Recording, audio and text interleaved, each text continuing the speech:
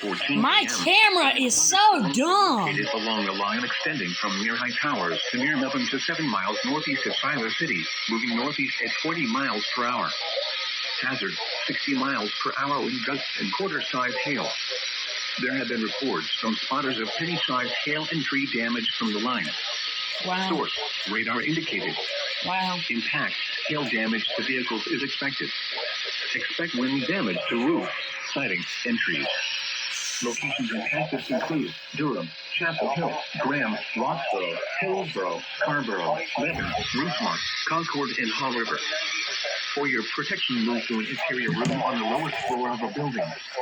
Prepare immediately for large hail and deadly cloud-to-ground lightning. Seek shelter inside a well-built structure. Stay away from windows. Repeating, a severe thunderstorm warning has been issued until 11 a.m. for the following counties in North Carolina: Alamance, Durham, Orange, and Person.